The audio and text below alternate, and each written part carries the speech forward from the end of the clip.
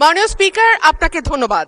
মাননীয় স্পিকার, আমার ইমিডিয়েট আগে আমার যে সহকর্মী সংসদে বললেন কথাটি, এটি দুঃখজনক নিঃসন্দেহে, কিন্তু মাননীয় স্পিকার আমি আপনার দৃষ্টিতে আরেকটি খবর আনতে চাই।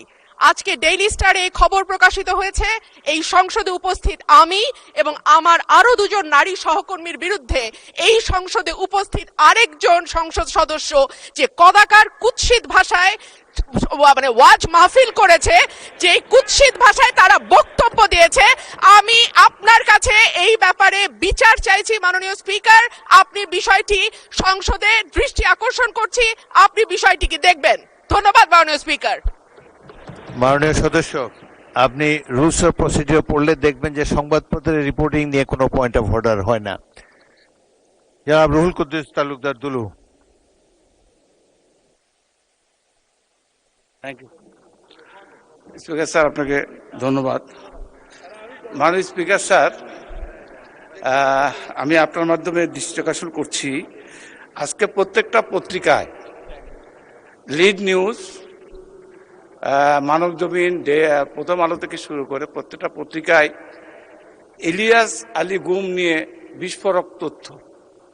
মাননীয় স্পিকার, আমি আজকে মানবজমিনের হেডলাইন, ইলিয়াস আলী গুম নিয়ে বিস্ফোরক তথ্য, বনানী থেকে তুলে নেওয়া হয় র্যাব 1 সদর দপ্তরে, লাশ ফেলা হয় ধলেশ্বরীতে। মাননীয় স্পিকার, আমি কথাটা এই জন্যই বলছি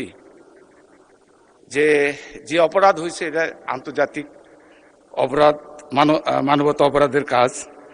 তো আমি আপনার দৃষ্টি আকর্ষণ করছি এই জন্যই, আপনি জানেন ইলিয়াস আলী আপনার সহকর্মী ছিল, আমার বন্ধু ছিল, তার সাথে অনেক স্মৃতি জড়িত। আজকে যদি ইলিয়াস বেঁচে থাকতো, এখানে যারা আমরা এমপি বা সংসদ সদস্য, আমরা সবাই কিন্তু একসঙ্গেই এই পার্লামেন্টে থাকতাম। মাননীয় স্পিকার, তো আমরা পত্রিকার মাধ্যমে যেটুকু জেনেছি, 2012 সালের 17ই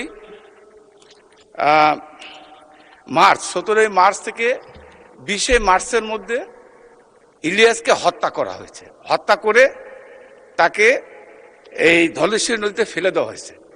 মাননীয় স্পিকার, আমার প্রশ্ন হচ্ছে ওই জায়গায় যে কত মানুষ নিষ্ঠুর হলে এই কাজটা করতে পারে, আমার মনে হয় পৃথিবীর সমস্ত ইতিহাস মানে কি বলবো ফেল করবে। কারণ শেখ হাসিনা যে কি ধরনের অভিনেত্রী ছিলেন, তার নির্দেশ ছাড়া যেরকম ইলিয়াস আলী গুম হয় নাই, তার নির্দেশ ছাড়া ইলিয়াস আলীকে হত্যা করা হয়নি। মাননীয় স্পিকার, শেষ করেন। 21 তারিখে তার স্ত্রী এই পার্লামেন্টে অবস্থান বসা, দয়া করে বসুন। আমি মাননীয় স্পিকার শেষ করে দেবো, তার শিশু সন্তান তার সঙ্গে দেখা করতে গিয়েছে, তাদেরকে সে আশ্বস্ত করেছে যে ইলিয়াসকে খুব তাড়াতাড়ি ফেরত পাঠানোর ব্যবস্থা করবে। মাননীয় স্পিকার, আমি এই কথাটা এই জন্য বলতে চাই। Thank you.